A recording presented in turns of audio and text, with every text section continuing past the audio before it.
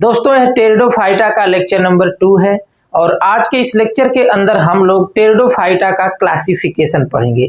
इसमें हम लोग टेरिडोफाइटा का क्लासिफिकेशन बहुत ही आसान तरीके से उचित उदाहरणों और चित्रों के माध्यम से समझेंगे। बहुत सारी चीज़ें आपको लेक्चर देखते समय ही याद हो जाएंगी और अगर एक बार आप इसे लिख करके या नोटबुक में नोट करके आप पढ़ लेंगे तो पूरी तरह से आपको तैयार हो जाएगा।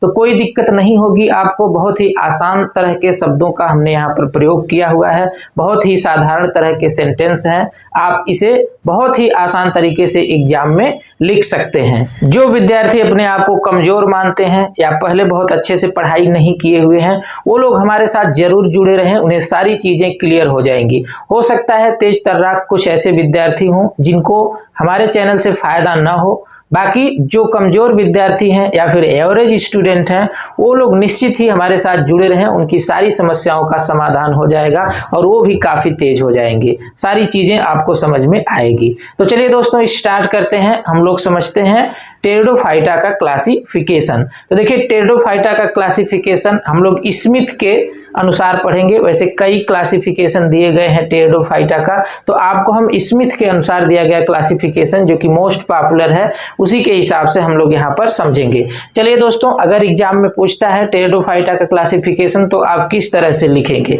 सबसे पहले आप हेडिंग डाल देंगे क्लासिफिकेशन ऑफ टेरिडोफाइटा और उसमें आप एक लाइन दिखा देंगे Smith divided pteridophytes into following 4 division. यानी कि स्मिथ टेरिडोफाइटा को 4 डिवीजन में बांट दिए हैं। तो वो कौन कौन से डिवीजन हैं? सबसे पहला देखिए क्या है, साइलोफाइटा, और दूसरा देखिए क्या है, लाइकोफाइटा, तीसरा क्या है, स्फिनोफाइटा, और चौथा है टेरोफाइटा।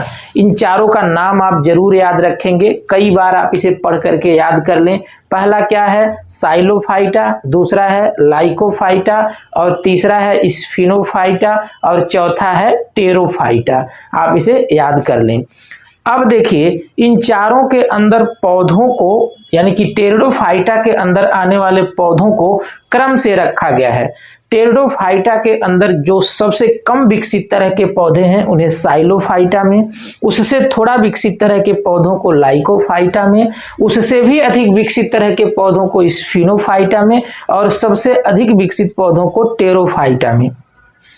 ये केवल मैं टेरिडोफाइटा की बात कर रहा हूं। बाकी ओवरऑल जितने पौधे हैं दुनिया में उनका एक अलग क्रम है, क्योंकि सबसे लोअर कैटेगरी के जो पौधे वो क्या है, बैक्टीरिया हैं।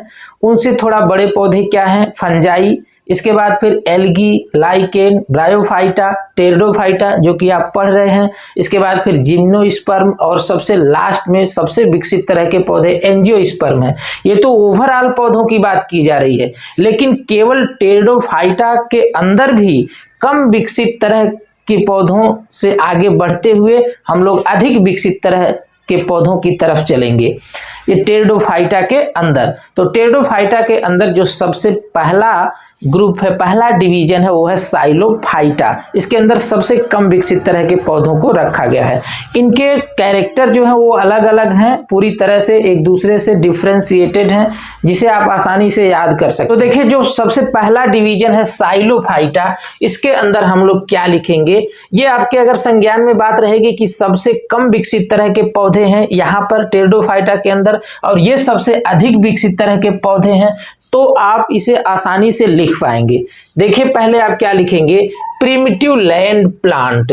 मतलब साइलोफाइटा के अंदर जो पौधे रखे गए हैं टेरिडोफाइटा का, टेरिडोफाइटा क्या है, एक पौधों का समूह है, ग्रुप है। अब उसके अंदर ये डिवीजन किया जा रहा है। तो टेरिडोफाइटा के अंदर जो सबसे कम विकसित तरह के पौधे वो साइलोफाइटा के हैं, और ये जो है प्रिमिटिव लैंड प्लांट है, यानी कि बहुत ही प्रिमिटिव कम विकसित तरह के लैंड प्लांट हैं। अभी आप जब टेरिडोफाइटा के पहले ब्रायोफाइटा पढ़ रहे थे तो आपने देखा था इसे पौधे के अंदर उभयचर कहा जाता है, यानी कि amphibians in plant kingdom. Bryophyta को एम्फीबिया कहा जाता है पौधों के बीच। क्योंकि ब्रायोफाइटा के पौधे पानी में भी पाए जाते हैं और लैंड यानी कि स्थल पर भी पाए जाते हैं, लेकिन टेरिडोफाइटा के अंदर आने वाले पौधे यानी टेरिडोफाइटा समूह के पौधे स्थलीय होते हैं। अब उन स्थलीय पौधों में यानी टेरिडोफाइटा जो स्थलीय पौधे हैं उनमें सबसे पहला जो स्थलीय पौधा है वो क्या है, साइलोफाइटा के अंदर आने वाले पौधे हैं। जैसे राइनिया हो गया, अभी यहाँ पर उदाहरण के रूप में हम आपको बताएंगे, राइनिया है और साइलोटम है, यह सबसे पहले यानी सबसे प्रिमिटिव तरह के लैंड प्लांट है। ये बात आप समझ पाए होंगे। आगे फिर है रूटलेस प्लांट, यानी कि यह इतने प्रिमिटिव हैं कि स्थल पर तो हैं लेकिन फिर भी रूटलेस हैं, इनके अंदर जड़ नहीं पाई जाती है, राइजोइड पाए जाते हैं। आगे फिर है only stem contain vascular tissue, only stem contain vascular tissue, ये बात आप याद रखेंगे। अभी आप जब ब्रायोफाइटा पढ़ रहे थे टेरिडोफाइटा के पहले, तो आपने देखा था कि इसके अंदर जाइलम फ्लोएम पाए ही नहीं जाते थे, यानी जाइलम फ्लोएम का मतलब वैस्कुलर टिश्यू नहीं पाए जाते थे। लेकिन जब से टेरिडोफाइटा की शुरुआत हुई है तब से आपने सुना है कि इसमें जाइलम और फ्लोएम यानी कि वैस्कुलर टिश्यू भी पाए जाते हैं। यानी कि वैस्कुलर टिश्यू की शुरुआत कहाँ से होती है, टेरिडोफाइटा से। लेकिन टेरिडोफाइटा के अंदर जो सबसे कम विकसित तरह का डिवीजन है साइलोफाइटा, उसके अंदर वैस्कुलर टिश्यू तो पाए जा रहे हैं, मतलब जाइलम और फ्लोएम तो पाए जा रहे हैं, लेकिन केवल स्टेम के अंदर पाए जाते हैं, ओनली स्टेम कंटेन। बाकी जड़ तो होती ही नहीं है, लीफ भी नहीं है, तो केवल स्टेम ही मुख्य रूप से इसमें पाया जा रहा है। तो स्टेम के अंदर ही वैस्कुलर टिश्यू पाया जा रहा है, ये बात आप याद रखेंगे। आगे है राइजोइड्स प्रेजेंट, राइजोइड इसके अंदर नीचे पाए जाते हैं। राइजोइड्स जड़ की तरह से ही संरचना होती है, ये भी वाटर और मिनरल एब्जॉर्ब करती हैं, लेकिन यह ट्रू रूट की तरह से नहीं होती हैं और इनके अंदर जाइलम और फ्लोएम भी नहीं पाया जाता है टेरिडोफाइटा में। तो आगे फिर क्या है, लीफ अब्सेंट, इसमें पत्तियां भी नहीं पाई जाती हैं, इतने प्रिमिटिव हैं। फिर इसके बाद होमोस्पोरस, या होमोस्पोरस होते हैं, मतलब इसमें एक ही तरह के स्पोर पाए जाते हैं। आप इसके पहले वाले लेक्चर में समझ चुके थे कि स्पोर दो तरह के होते हैं, माइक्रोस्पोर और मेगा स्पोर। माइक्रोस्पोर मेल होता है और मेगा स्पोर फीमेल होता है, लेकिन इसके अंदर जो स्पोर होते हैं वो एक ही तरह के होते हैं, यानी कि मेगा और माइक्रो नहीं होते हैं। किसके अंदर, साइलोफाइटा के अंदर। तो जब एक ही तरह के स्पोर होते हैं वो क्या कहलाता है, होमोस्पोरस। क्या कहलाता है, होमोस्पोरस। अभी आगे आप लाइकोपोडियम एक पौधा पढ़ेंगे विस्तार से, तो वहां पर आपको होमोस्पोरस कैसे होते हैं वो पूरा विस्तार से समझ में आ जाएगा। अभी आप इतनी ही बात याद रखें कि होमोस्पोरस का मतलब सभी स्पोर एक ही जैसे होते हैं, छोटे बड़े नहीं होते हैं। स्पोरेंजिया टर्मिनल, यानी कि इसमें इस पौधे पर जो स्पोरेंजिया निकलती है वो एकदम टर्मिनल पोजीशन पे होती है। स्पोरेंजिया क्या है, रिप्रोडक्टिव पार्ट है। यहाँ पर आप देख पा रहे हैं ये स्पोरेंजिया है, इसी के अंदर स्पोर बनते हैं और ये देख पा रहे हैं कि एकदम टर्मिनल पोजीशन पर है, सबसे ऊपर है। मोस्ट प्लांट फॉसिल्स, यानी कि बहुत सारे इसके मतलब अधिकतर पौधे क्या है, फॉसिल्स हैं।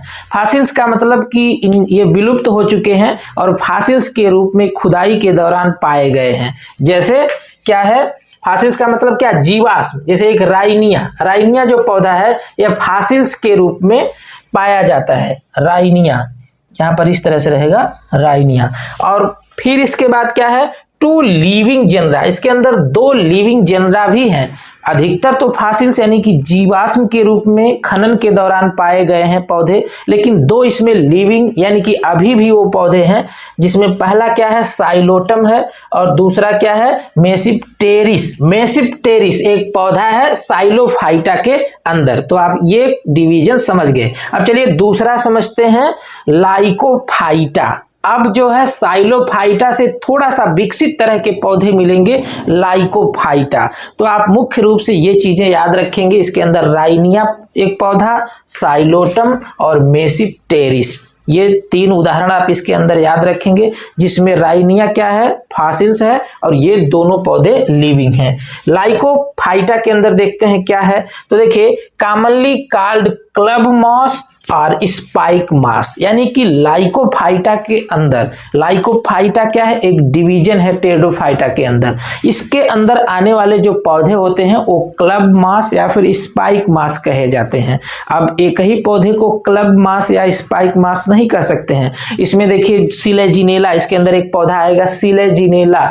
आप जो पौधा देख रहे हैं इसी तरह से सिलेजिनेला होता है। लाइकोपोडियम सिलेजिनेला, ये दोनों पौधे लगभग एक ही तरह से होते हैं, देखने पर एक तरह से लगते हैं, लेकिन एक होमोस्पोरस होता है, एक हेटेरोस्पोरस होता है। ये तो अभी हम आपको बताने वाले हैं। पहले आप समझिए क्लब मास और स्पाइक मास क्या है।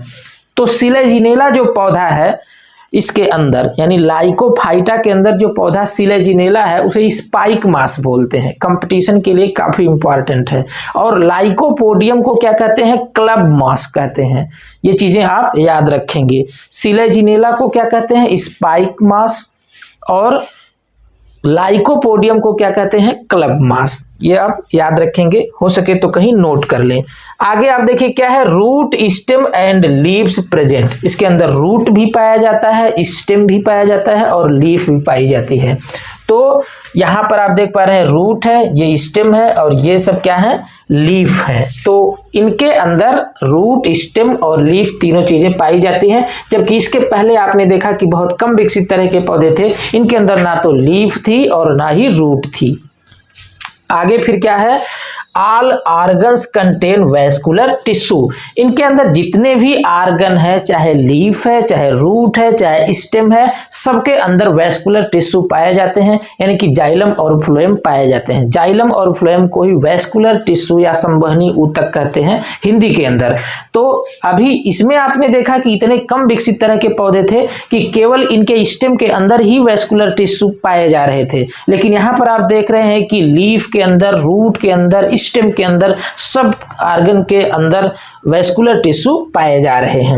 माइक्रोफिलस, यहां पर लिखा गया है माइक्रोफिलस। माइक्रोफिलस का मतलब इसकी पत्तियां बहुत ही एकदम छोटी छोटी होती हैं। अभी इसके पहले तो आप देखिए पत्तियां पाई ही नहीं जा रही हैं, यहां पर पत्तियां पाई जा रही हैं लेकिन काफी छोटी छोटी। तो आप देख रहे हैं धीरे धीरे धीरे धीरे विकास हो रहा है कि नहीं। यहाँ पत्तियां थी ही नहीं, यहाँ पत्तियां थोड़ी बड़ी हो गई। यहाँ पर देखेंगे पत्तियां एकदम फैन की तरह से हैं, मतलब पंखे की तरह से अभी आएगा। तो पत्तियां काफी छोटी होती हैं। कोन आर स्ट्रोबिलस प्रेजेंट। कोन या स्ट्रोबिलस मतलब यहाँ पर आप देख रहे हैं ये जो स्ट्रक्चर, ये कोन है, कोन या फिर क्या है, स्ट्रोबिलस है। अब इसी कोन या स्ट्रोबिलस के अंदर माइक्रोस्पोरोफिल या मेगा स्पोरोफिल या कह सकते हैं स्पोरोफिल है, और उस स्पोरोफिल के अंदर स्पोरेंजिया, स्पोरेंजिया के अंदर स्पोर, ये सारी चीजें इसी कोन के अंदर या स्ट्रोबिलस के अंदर। ये रिप्रोडक्टिव स्ट्रक्चर है। जैसे गेहूं बड़ा होता है तो उसके ऊपर बाल लग जाती है या उसके फल आ जाते हैं, तो उसी तरह से जब ये सिलेजिनेला या फिर लाइकोपोडियम मतलब लाइकोफाइटा के अंदर जो पौधे हैं वो ग्रो करते हैं, तो इनके सबसे ऊपर क्या लग जाता है, कोन या फिर स्ट्रोबिलस। यह रिप्रोडक्टिव स्ट्रक्चर है। इसके पहले वाले वीडियो में कोन या स्ट्रोबिलस को कट करके हमने पूरा विस्तार से समझाया हुआ है, अगर नहीं देखें तो लेक्चर आप देख लीजिए। आगे है होमोस्पोरस और हेटेरोस्पोरस, ये दोनों तरह के होते हैं। अभी यहां पर आप देखें कि सभी पौधे कैसे थे, होमोस्पोरस, लेकिन यहां पर क्या है, होमोस्पोरस और हेटेरोस्पोरस। होमोस्पोरस कौन है, लाइकोपोडियम। लाइकोपोडियम पौधा है लाइकोफाइटा के अंदर, एक टेरिडोफाइट्स है। जो होमोस्पोरस होता है इसमें एक ही तरह के स्पोर पाए जाते हैं, लेकिन सिलेजिनेला एक पौधा है इसी लाइकोफाइटा के अंदर जो हेटेरोस्पोरस है, इसमें दो तरह के स्पोर पाए जाते हैं, मेगा स्पोर और माइक्रो स्पोर पाए जाते हैं। तो आप इसे याद रखेंगे कि जो लाइकोफाइटा के अंदर पौधे होते हैं वो होमोस्पोरस भी हो सकते हैं और हेटेरोस्पोरस भी हो सकते हैं। तो आप लाइकोपोडियम के साथ दो चीजें याद रखें, पहला तो क्या, होमोस्पोरस होता है, दूसरा आप एक चीज और इसके साथ याद रखें कि इसे क्लब मास भी कहते हैं। यहां पर देखिए इसको क्या कहते हैं, क्लब मास कहते हैं। और दूसरी चीज आप याद रखेंगे कि ये क्या होते हैं, होमोस्पोरस होते हैं। और स्पाइक मास किसको कहते हैं, सिलेजिनेला को कहते हैं। और ये कैसे होते हैं, हेटेरोस्पोरस होते हैं, मतलब कि इनके अंदर दो तरह के स्पोर पाए जाते हैं। तो दो डिवीजन आप अच्छे से समझ गए। अब चलिए तीसरा डिवीजन हम लोग देखें क्या है, स्फिनोफाइटा। इसके अंदर देखिए क्या है, leaves very small arranged in whorl at node. देखिए यहाँ पर भी लीफ स्मॉल है, छोटी छोटी पत्तियां हैं, लेकिन अरेंज्ड इन व्हर्ल, मतलब कि गुच्छे में अरेंज होती हैं। एट नोड, नोड पर ये गुच्छे में अरेंज होती है। नोड क्या होता है, तो देखिए इस तरह से इसके पौधे होते हैं, इस तरह से इसके पौधे होते हैं, और इसमें बीच बीच में नोड पाया जाता है। गन्ना आप देखें ना, गन्ने में भी गांठ होती है बीच बीच में, उसे नोड कहते हैं। और दो गांठ के बीच की जो जगह होती है उसे इंटर नोड कहते हैं। इस तरह से गन्ने में आप देखे होंगे यहाँ पर इस तरह से नोड होता है, और दो नोड के बीच की जगह जो होती है उसको इंटर नोड कहते हैं। अब चलिए समझते हैं स्फिनोफाइटा के अंदर जो पौधे होते हैं, जैसे इक्विसीटम पौधा इसके अंदर है, वो इस तरह का होता है। तो ये नोड पर जो है ऐसे छोटी छोटी पत्तियां लगी होती हैं, ऐसे छोटी छोटी पत्तियां लगी होती हैं नोड पर, और व्हर्ल में होती हैं। व्हर्ल का मतलब कैसे, गुच्छे में होती हैं पत्तियां। देख पा रहे हैं गुच्छे में है कि नहीं, नोड पर लगी हुई है। आगे है ridges and grooves on the stems, यानी कि इनके स्टेम पर रिजेज और ग्रूव पाया जाता है। रिजेज का मतलब क्या, उभार भी पाया जाता है, और ग्रूव का मतलब गड्ढा पाया जाता है। इस तरह से देखिए इनका स्टेम होता है। ऐसे नोड वाले रीजन पे क्या होगा, फूल जाएगी, फिर ऐसे बीच में पिचक जाएगी, फिर ऐसे फूल जाएगी, फिर पिचक जाएगी। तो इस तरह से आप देख रहे हैं कि यहाँ उभार हो गया, फिर यहाँ पर ग्रूव हो गया, फिर उभार हो गया, फिर ग्रूव हो गया, फिर उभार हो गया, फिर ग्रूव हो गया। यहाँ पर देख रहे हैं क्या है, उभार है, और बीच बीच में क्या है, ग्रूव है। ग्रूव का मतलब थोड़ा धंसा हुआ, गड्ढे की तरह से, और रिज का मतलब उभरा हुआ। तो इसके स्टेम पर क्या होते हैं कि रिज होते हैं और ग्रूव होते हैं स्टेम पर।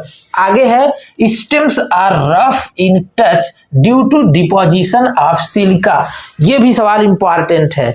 इन पौधों के अंदर, यानी कि इक्विसीटम या फिर स्फिनोफाइटा के अंदर जो पौधे आते हैं, उनके अंदर सिलिका का डिपोजिशन होता है, जिसकी वजह से ये पौधे टच करने पर रफ जैसे दिखते हैं, रफ जैसे लगते हैं। जैसे आप ऐसे टच करें, अभी ये मार्कर क्या है, एकदम स्मूथ दिख रहा है, लेकिन अगर आप इक्विसीटम या इसके अंदर आने वाले पौधों को जब टच करेंगे तो ऐसे खुरदरा टाइप का दिखेगा, रफ टाइप का। क्यों ऐसा दिखेगा, क्योंकि ये पौधे, इन पौधों के अंदर सिलिका का डिपोजिशन होता है। ऑलवेज होमोस्पोरस, हमेशा ये पौधे होमोस्पोरस होते हैं, एक ही तरह के स्पोर पाए जाते हैं। एक्सटिंक्ट, इसमें कुछ पौधे एक्सटिंक्ट हैं, कुछ लिविंग भी हैं। एक्सटिंक्ट के अंदर आप एक उदाहरण याद रखेंगे, स्फिनोफिलम, स्फिनोफिलम पौधा है, और लिविंग में आप याद रखेंगे इक्विसीटम। इक्विसीटम बहुत ही इंपॉर्टेंट है कंपटीशन के एग्जाम में, जैसे टीजीटी, पीजीटी या नीट, इस तरह के एग्जाम में बहुत अधिक पूछा जाता है इक्विसीटम से संबंधित सवाल। अगला जो आखिरी डिवीजन है वो है टेरोफाइटा। टेरोफाइटा के अंदर आप सबसे खास बात याद रखेंगे, फैन लाइक लीव्स।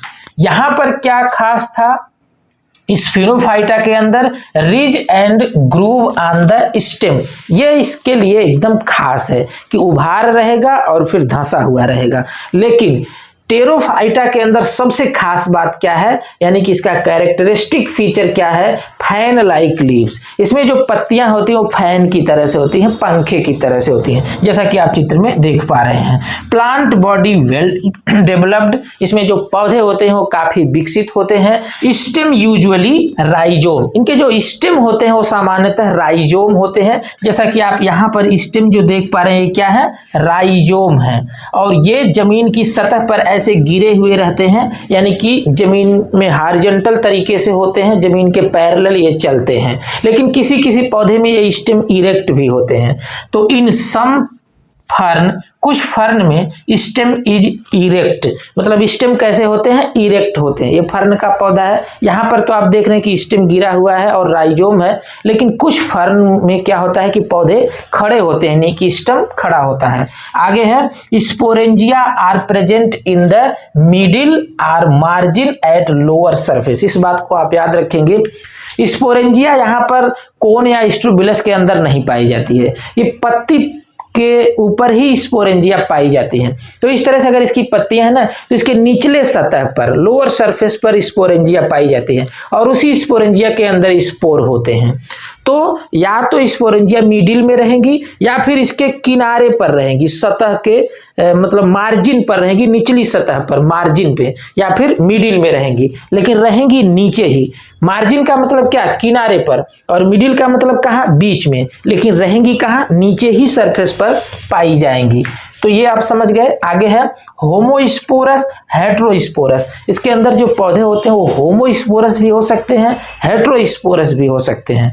होमोस्पोरस पौधे का मतलब कई बार आप समझ गए हैं कि एक ही तरह के सभी स्पोर दिखेंगे, और हेटेरोस्पोरस का मतलब दो तरह के स्पोर दिखेंगे। तो जो होमोस्पोरस के अंदर पौधा है उसे आप याद रखेंगे ड्रायोप्टेरिस। इसके अलावा टेरिस भी है, ऐसे कई उदाहरण इसके अंदर हैं, लेकिन आप एक जरूर याद रखेंगे, ड्रायोप्टेरिस। और हेटेरोस्पोरस के अंदर जो पौधा है वो मार्सिलिया, बहुत ही खास है मार्सिलिया। मार्सिलिया के अंदर जो स्पोर पाए जाते हैं वो स्पोरोकार्प के अंदर पाए जाते हैं। पिछले वीडियो में मैंने ये बात अच्छे से समझाया हुआ है, तो ये चीजें आप याद रखेंगे। तो दोस्तों इस प्रकार से टेरिडोफाइटा का क्लासिफिकेशन आप बहुत ही आसान तरीके से समझ गए हैं। अभी आपको लगता होगा कि सारे कैरेक्टर तो एक ही तरह से दिख रहे हैं, कंफ्यूजन हो रहा है, लेकिन जब आप कई बार इसको पढ़ेंगे और चारों जो इसमें डिवीजन है उसका एक दूसरे से तुलना करेंगे तो आपको पूरा स्पष्ट हो जाएगा कि ये कैरेक्टर एक दूसरे से अलग हैं।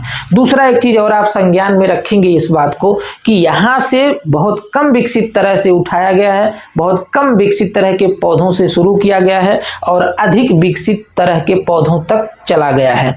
तो ये चीजें अगर आप ध्यान में रखेंगे तो आपको किसी भी तरह की समस्या नहीं होगी और बहुत अच्छे तरह से आपको याद हो जाएगा। तो दोस्तों इस प्रकार से आप समझ गए हैं, इसे आप अपने नोटबुक में नोट कर लेंगे। बाकी दोस्तों मिलते हैं नेक्स्ट लेक्चर में, तब तक के लिए जय हिंद, वंदे मातरम।